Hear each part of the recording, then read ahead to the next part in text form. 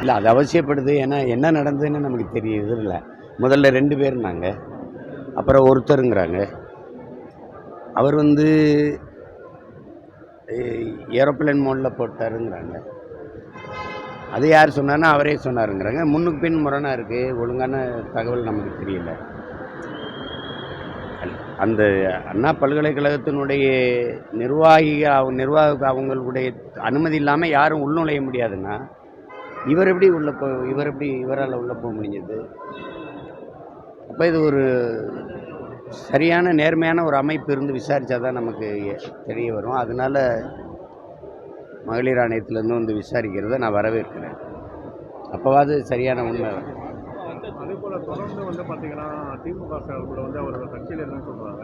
ஆனால் அண்ணாமலை வெளியே போடக்கூடிய படங்கள் எல்லாமே பார்த்தீங்கன்னா கட்சியை சார்ந்ததாக இருக்கக்கூடிய படமாக இல்லையே. அது தம்பி அண்ணாமலை வெளியிடணுங்கிறது அவசியம் இல்லை. ஏற்கனவே வந்துட்டுது. அது அமைச்சர் மாசு அவர்களோட அவர் நிற்கிற படம், தம்பி துணை முதல்வர் உதயநிதியோட நிற்கிற படம், ஏன் அவர் வீட்டிலே போய் இந்த சுகாதாரத்துறை அமைச்சர் சாப்பிட்ற படங்கள்லாம் இருக்கு.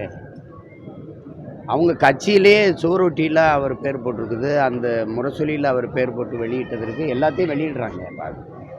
அது கட்சியில் இருக்காரு இல்லை, கட்சிக்காரர் செஞ்சுட்டாருங்கிறதுக்காக நம்ம குற்றப்படுத்தலாம். அந்த செயல் தவறு, அதுக்கு உரிய நடவடிக்கை எடுக்கணும். இது போன்ற தவறுகள் இனி எந்த காலத்திலையும் நடக்காமல் கட்டுப்படுத்தணும். அதுதான் ரொம்ப முக்கியமானது.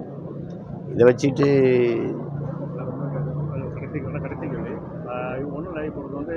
பாமக சார்பில் நடந்த பொதுக்கூட்டத்தில் பார்த்தீங்கன்னா காமராஜ் அன்புமணி ராமதாஸ் சிறிய கருத்து வேறுபாடு.